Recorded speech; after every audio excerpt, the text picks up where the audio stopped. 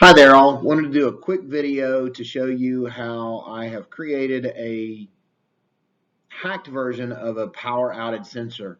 My shop has a Smartthings ADT hub, as you can see there. It's got a 12-volt charger that charges a battery that runs my ADT Smartthings hub. Now, ADT has just been discontinued and it's going to die as of June. So I've got a new hub on order. I'm going to use the same system to power it. Also, my hotspot is powered off 110 volts, but it's got a battery backup as well. So if I lose internet, I don't lose, well, if I lose power, I don't lose internet. And as long as the SmartThings hub is powered off of 12 volts, it will stay connected to the internet and stay live, so I don't lose my security system. One of the many dumb things that ADT and SmartThings did with the ADT Smart Hub is that they set it up so that if the power goes out, it still runs on 12 volts or on the battery, internal battery locally. However, it loses its connectivity to the internet even if it has access. So that was dumb on their part. Many of the reasons that thing's getting discontinued. But so if you have a setup similar, or if you want to build a setup like that, just go to my YouTube channel. I show you some details on how I did that.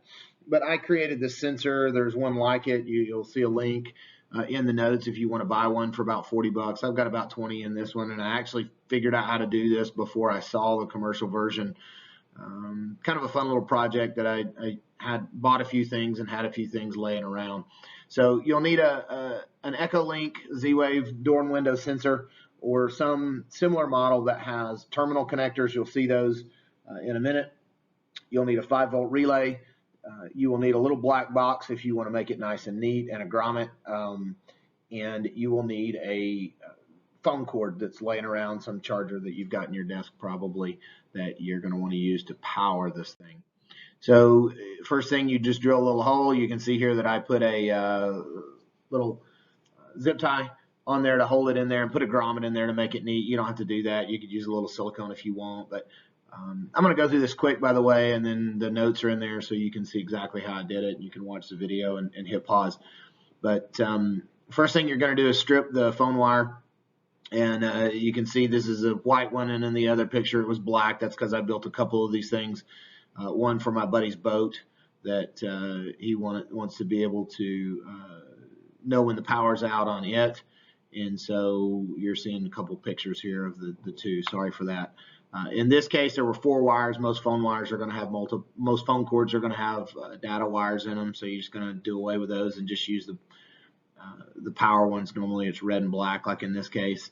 So you're going to put those to the DC positive and DC negative, as this shows. Next, a little peculiarity with these relays is they are meant to be powered through the DC positive and DC negative, but then they're also meant to use a signal wire. A signal wire can either be 5 volts or it can be 3.3 volts, like you might get off an Arduino. And that's the purpose for that in. Now, in this case, I just want the thing to trigger anytime the power's on. So I put a jumper between the positive and the in. You could do that with another power wire if you wanted, if you had one coming off something else. And in this case, because I've used 5 volts, I set it on the high relay setting versus the low. If you used an Arduino, for instance, in a 3.3, you would use the low setting. Then took the sensor, drilled a little hole in the cabinet of it, or in the box, ran the wires in so they come now from the relay into the sensor. So any sensor really with these terminals will work, but there's not a ton of them. The Echolinks are the ones that I've found that are pretty reasonably priced. You can pick those up on eBay. And so essentially anytime the relay is closed, the sensor is going to read it as closed. This is a window and door sensor.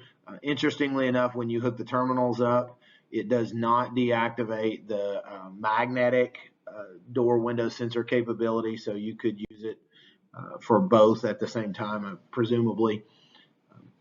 And then finally, the last thing you want to do is just set up your automation. In this case, anytime my power sensor opens, the contact opens, In other words, it's lost power. It sends me a notification that says the power's out via text and notifies my wife and I on our phones. And then when the power comes back on, it does the same thing, sends us notifications. So you'll see the stuff that I used in the links. And hope this is a fun little project for you. If you've got comments, or if I've made a mistake on the way I explained something, feel free to jump into the comments and help others out that might want to build one of these. I looked around for a while and had trouble really finding a good instructional video on how to build it. There might be one out there that I just missed, but there were some simple instructions out there, but I really wasn't picking up on how to do it. So once I got it figured out, I thought, well, shoot, I'll make a video. Hope you enjoy.